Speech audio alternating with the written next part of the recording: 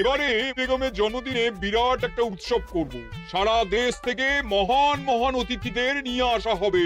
দুনিয়ার সেরা সেরা খাবার, সেরা সেরা গাইয়ে, সেরা সেরা বাজিয়ে, সেরা সেরা নাচিয়ে রাতকে দিন করে দেবে এমন रोशनाई। रेस्तो নাই। কি বললে? বহুত বড়িয়া আপনার সোচ, লেকিন মাফ করবেন হুজুর, রাজকোষের অবস্থা খুবই খারাপ। উৎসব করার মতো তো রেस्तो নাই জাহাপানা। কোনো কথা শুনতে চাই না। আমি হলাম গিয়ে বাংলার নবাব। আমি আনন্দ হই হুল্লোড় করবো না তো কে আর করবে? একদম ঠিক জাহাপানা, কিন্তু কর বসিয়ে টাকা তোলো। সব কিছুতেই কর বসানো আছে জাহাপানা। হাসি কান্না ছাড়া আর কোনো কিছুতেই কর বসানো যে বাকি নেই। তার ওপরেই কর বসাও। হাসি কান্নার ওপর কর? না, শীতকাল আসছে, বসাও বসাও কর হাঁচির ওপর। হ্যাঁ, হাতির ওপর কর? বসাও। ওরকম মুখ করে আছো কেন? যদি না পারো তো বলে দাও, আমি অন্য উজির নিয়োগ করব। আমি আজই ঘোষণা করে দিচ্ছি, এবার থেকে হাতির ওপর কর দিতে হবে। হ্যাঁ, তো জানাব, এতে প্রজারা যদি ক্ষুব্ধ হয়? আরে বাবা, প্রজাদের কাজই তো মাঝে মাঝে ক্ষুব্ধ হওয়া। তা ঠিক হুজুর। আমাকে কদর করে এমন কিছু সন্ডা আছে, তাদেরকে কাজে লাগাতে হবে। বহুত খুব জাহাপানা। তাহলে হাঁচি গোনার লোকের ব্যবস্থা করে নি। ওই সন্ডারাই হাঁচি গুনবে। ওদের স্বেচ্ছাসেবক হিসেবে নিয়োগ করো। বহুত খুব জাহাপানা। সব জায়গায় লোক পাঠাতে শুরু করো, তবে কৃষ্ণনগরে বেছে বেছে লোক পাঠাবে। আর মনে রেখো, ওখানে গোপাল আছে।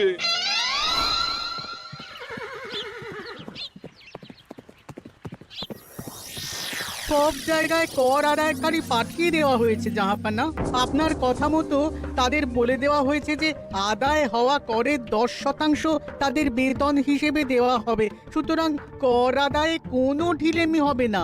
বহুত আচ্ছা, বহুত আচ্ছা।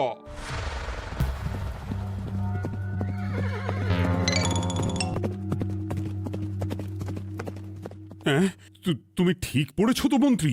হাঁচির উপরে কর? বলেন তো, আর একবার পড়ছি মহারাজ। আসলে এটা নবাবই মশকরা। আমাদের নবাব যে খুবই রসিক মানুষ তা তো আমরা দেখেছি। বারবার কৃষ্ণনগরের সঙ্গে রসিকতা করতে গিয়ে হাঁড়ি ফেটে রস একেবারে মাখামাখি হয়েছে, আর সারা গায়ে পিঁপড়ে ধরেছে। মস্করা নয়, একদম সত্যি কথা। হাঁচির উপরে কর বসানো হয়েছে, আর আমরা হলাম নবাবের খাস হাঁচি গোনার দল। আমরা এই কৃষ্ণনগরে থিতু হয়ে বসলাম বটে। এবারে হাঁচি গুনবো আর মোহর আদায় করবো। গোপাল, তুমি কি বলো? সর্দার, তোমাদের এখানে আসা একেবারেই লোকসান হয়েছে। কেন মশাই? আচ্ছা, আপনি গোপাল? না না, আপনার কোনো কথাই শুনবো না। আমাদের বই বই করে বলে দেওয়া হয়েছে গোপাল হইতে সাবধান। সর্দার, আমি তোমাকে সাবধান হতেই বলছিলাম।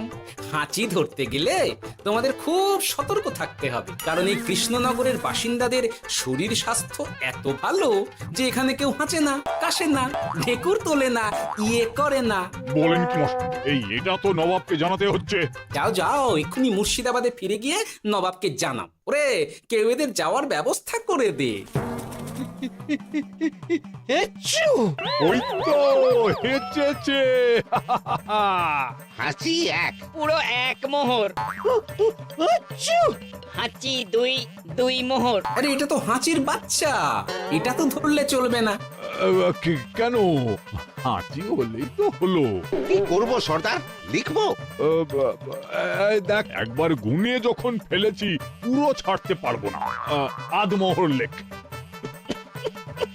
এটা কাশি, কাশিতে কোনো করের কথা নেই। ওই, ওরে লেখ লেখ লেখ লেখ লেখ। হাঁচি তিন, পুরো এক মোহর। হাঁচি চার,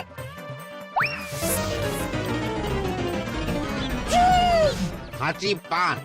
লেখো। হাঁচি ছয়,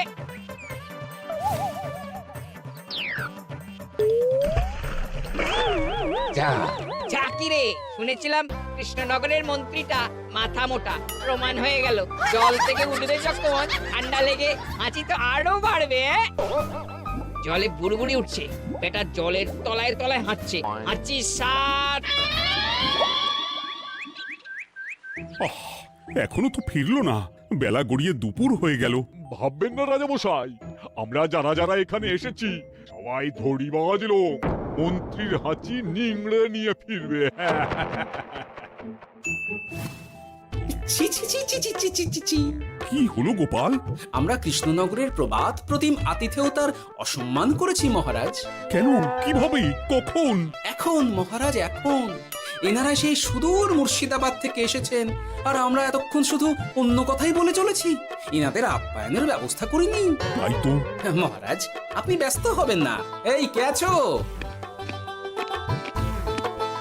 শোনো, এদের রাজ অতিথিশালাতে থাকার বিশেষ ব্যবস্থা করো। এদের খাবার যাবে মহারাজের পাকশাল থেকে। এদের সব সুবিধে অসুবিধে দেখার জন্য দাস দাসী নিযুক্ত থাকবে। এই চলো হে চলো। আরে দাঁড়াও সর্দার, হ্যাঁ বলুন। তোমাদের তো আবার গোপালের কথা শোনা বারণ। আমার ব্যবস্থায় বোধহয় তোমরা থাকবে না। বাদ দিন তো, আসলে ভয় ছিল আপনার বুদ্ধিকে, আর ভয় নেই। কেমন আগু পিছু বিচার না করেই বলে ফেললেন এখানে কেউ হাঁচে না। বুঝে গেছি, আসলে গোপাল হলো গল্প। এই চলো হে চলো, ও বড্ড খিদে পেয়েছে। প্রহরী, এই সর্দারের দলের বাকি লোকগুলো এলে এদেরকেও অতিথিশালায় নিয়ে যেও। হ্যাঁ আচ্ছা। এ কি গোপাল, এই রক্তচোষাগুলোর জন্য তুমি রাজনিবাস আর রাজভোগের ব্যবস্থা করে দিলে? গোপাল কার পক্ষে মহারাজ? এতক্ষণ গোপালের সব কাজ তো কৃষ্ণনগরের বিপক্ষে গেল। বটেই তো, আমি মনে মনে গণনা করে দেখলাম গোপালের শুল যোগ শুরু হয়েছে। আগামী 1 যুগ ধরে গোপাল যেখানে থাকবে সেখানে রাহুর প্রকোপে দুঃখ দারিদ্র মহামারী একসঙ্গে এসে ধরা পড়বে। মহারাজ, গোপাল কখনো কৃষ্ণনগরের খারাপ ভাবেনি। সে যখন ওই রক্তচোষাদের রাজভোগে রাখার ব্যবস্থা করেছে তখন বুঝতে হবে এর মধ্যে একটা ঘোরতর পেঁচ আছে। গোপালই তাহলে বলুক কি পেঁচ। মহারাজ, মানুষ বিলাসের সুযোগ পেলে কাজ ভুলে বিলাসেই ডুবে থাকে। কত সম্রাট মহাসম্রাট বিলাসিতায় ডুবে কত সাম্রাজ্য মহাসাম্রাজ্য ভেঙে টুকরো করেছে। এরা তো নবাবের পাঠানো কিছু মূর্খ বালক মাত্র মহারাজ। এদের রাজভোগে ডুবিয়ে দিলে হাঁচির কথা কি এদের মনে থাকবে?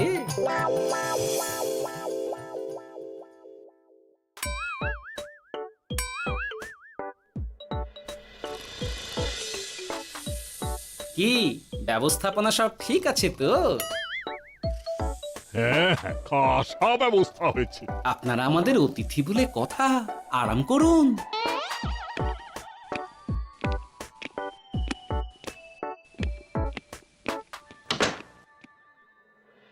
বিজ্ঞানী, তোমার এই দুমুখ আয়না আবিষ্কার তোমার জীবনের সেরা কাজ। একদিক দিয়ে আয়না, অন্য দিক দিয়ে কাঁচ। কেউ জানতেই পারবে না যে তার উপর নজর রাখা হচ্ছে। অনবদ্য অনবদ্য। মহারাজের জয় হোক। কিন্তু মহারাজ, এই কৃতিত্বের মূল ভাগীদার আমাদের মন্ত্রী। তাই নাকি?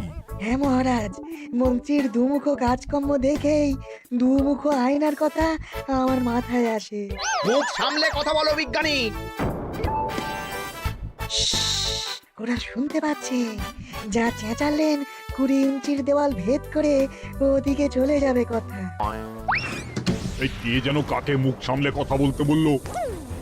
ওই ওই বাইরে কেউ বলেছে। এই তোমরা সবাই শোনো, অতিথিদের যেন আদর যত্নের ত্রুটি না হয়। আমি আর যাই, কাল সকালে আসবো, কেমন? গোপালকে নিয়ে নবাব আর উজির যেমন ভয় দেখিয়ে দিয়েছিল, গোপাল কিন্তু সেরকম নয়। এই তোরা কি বলিস?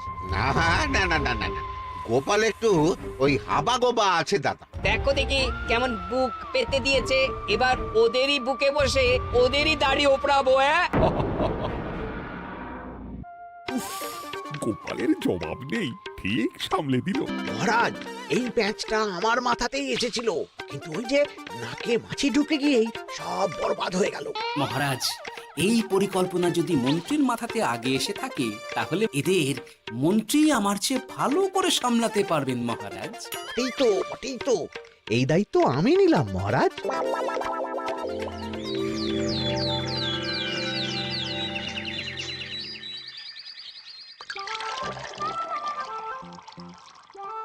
আহা, সকালে ঘুম থেকে উঠে এই রকম বেলের পানা যেন স্বর্গের অমৃত। আছে আছে, আরো আছে। পানীয়, খাদ্য, আরাম, আয়েস যত চাও তত পাবে। এ কি আপনি গোপাল কোথায়? মহারাজ বিবেচনা করে দেখেছেন যে মহামান্য অতিথিদের পরিচর্যার ভার গোপালের মতো একজন ভাঁড়ের পক্ষে বহন করা সম্ভব নয়, তাই এই দায়িত্ব আমাকে দেওয়া হয়েছে। কিন্তু কোনো কিন্তু নেই সর্দার, আমি যে খানা পিনা নাচা গানা আমোদ আহ্লাদের ব্যবস্থা করেছি দেখে তুমি চমকে যাবে। দেখা নয় বিজ্ঞানী, এবার শুধু কাজের সময়। কাল মন্ত্রীর উপর ওদের ভার ছেড়ে দিয়ে কৃষ্ণনগরের যে সর্বনাশটি করেছো, কোনো কাজ করে আর সেটিকে সামলানো যাবে না। হ্যাঁ, আহা, তোমার দেখছি মন্ত্রীর উপরে একটুও আস্থা নেই। ঠিক কি প্যাচ করছো বলো তো? প্যাচের কথা পরে হবে, তোমাকে যত তাড়াতাড়ি সম্ভব হাঁচির ওষুধ আবিষ্কার করতে হবে। হাঁচির ওষুধ? হ্যাঁ, হাঁচির ওষুধ। ওভাবে দেখছো কি বন্ধু? তোমাদের কাজের সব দায়িত্ব এখন আমার কাঁধে। তোমরা আমোদ করবে আর আমি কর আদায় করে তোমার হাতে এনে তুলে দেব। সর্দার, এর মধ্যে একটা চাল আছে মনে হচ্ছে। কি আর আমি বুঝিনি। এখন কি করবে?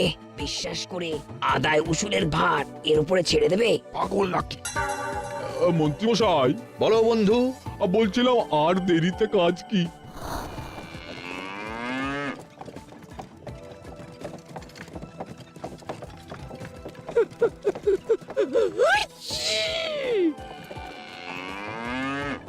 মন্ত্রী, লেখো হাঁচি এক। ওহে, তোমার নাম কি? মন্ত্রেশ্বর হুজুরি আগে। লিখুন মন্ত্রী মশাই, নাম লিখুন। ওহে মন্তেশ্বর, হাঁচি কর এক মোহর ছাড়ো দেখিনি। হাঁচি দুই। আরে যাও, দৌড়ে গিয়ে দু মোহর আদায় করে আনো। রে, তোরা সব কৃষ্ণনগরের কোণে কোণে ছড়িয়ে পড় দেখি, একটা হাঁচিও যেন বাদ না পড়ে। হ্যাঁ,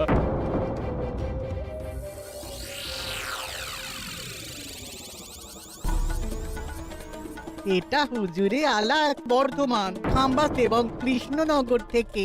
চমৎকার চমৎকার। তাহলে গোপাল কিছু করতে পারেনি, আমাদের যুব শক্তি কৃষ্ণনগরকে পুরো নিংড়ে নিয়ে আসছে।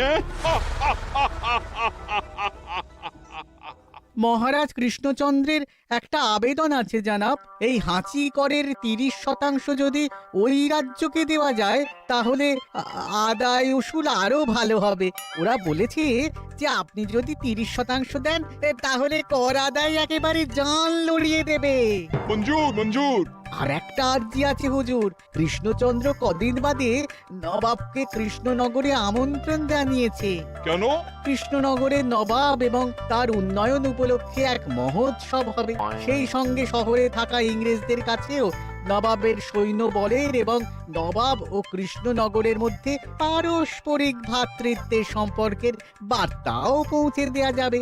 নবাবের অধীনস্থ রাজারা নবাবের শত্রু, এই রকম একটা ধারণা থেকে ইংরেজরা ইদানিং বেপরোয়া হয়ে উঠেছে, তাতে লাগাম উঠবে। বহুত খুব। মঞ্জুর মঞ্জুর মঞ্জুর।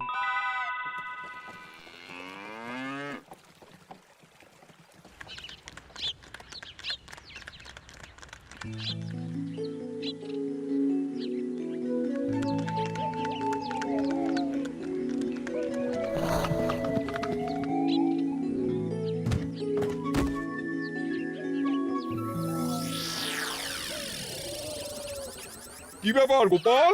জাহাপনা, বলুন কি খিদমত করব? আমি যা বলবো তাই করবে। অবশ্যই জাহাপনা। কি আবাদ, কি আবাদ। উজির, তুমি সাক্ষী, মহারাজ কৃষ্ণচন্দ্র আপনিও সাক্ষী। গোপাল আমাকে কথা দিয়েছে আমি যা চাইবো তাই করবে। গোপাল, তুমি আমার সঙ্গে মুর্শিদাবাদ যাবে। এখন থেকে আমার দরবারের বিদূষক হিসেবে থাকবে, কেমন? ওরে ওরে ওরে ওরে ওরে, তোরা বাজনা বাজা বাজনা বাজা। এখন থেকে গোপাল আর কৃষ্ণনগরের নয়, গোপাল মুর্শিদাবাদের। জোরসে বাজা। কি হলো? হুজুর, মনে হচ্ছে আপনার সৈন্যদল হাঁটছে। হ্যাঁ? হুজুর হাঁচিগড়ের বন্যা সব সৈন্য 10-12টা করে হেঁটে ফেলেছে, মানে প্রচুর মোহর হয়ে গেছে আর বাড়ছে বাড়ছে। আমার হাঁচি গোনার দল একটা হাঁচিও বাদ দেবে না। মোহর রাখার জন্য নতুন পোশাকখানা বানাতে হবে হুজুর। সর্দার আমাদের হাঁচিগুলো কি খুলবো? হ্যাঁ, নিশ্চয়ই একটা হাঁচিও যেন বাদ না পড়ে।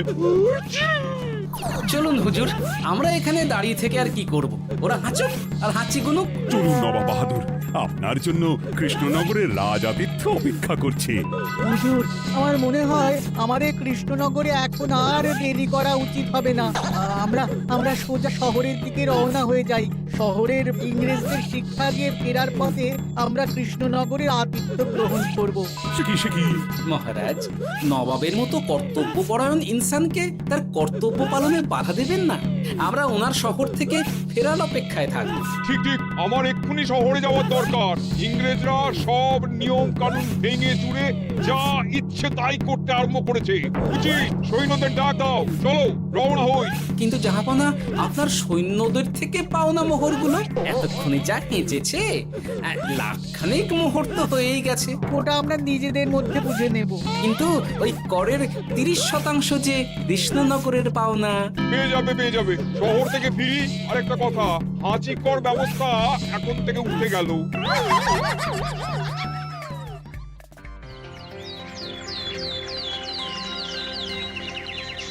মহারাজ, কিভাবে গোপাল ভাঁড় মহাশয় নবাবের উন্মাদের মতো জারি করা ওই হাঁচিকর থেকে আমাদের সকলকে রক্ষা করেছেন তা আমরা সকলেই জানি। সমাজের তরফ থেকে তাই গোপালকে সামান্য উপহার।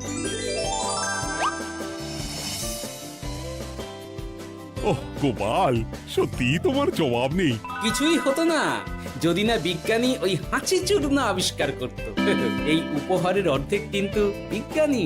সবই তো বুঝলাম, নবাবকে সৈন্য সহ নিমন্ত্রণ থেকে সৈন্যদলকে হাঁচি চূর্ণ মাখানো চাঁদোয়ার তলায় ঢোকানো পর্যন্ত, কিন্তু চাঁদোয়া থেকে হাঁচি চূর্ণ ঝরে পড়লো কি করে সেটাই তো বুঝলাম না। এটা তুমি বলো বিজ্ঞানী। শব্দের বাতাসে কম্পন তৈরি হয়। গোপালের হাততালিতে আমার ঘরের শাড়ি থেকে হাঁচির চূর্ণ ঝরে পড়েছিল।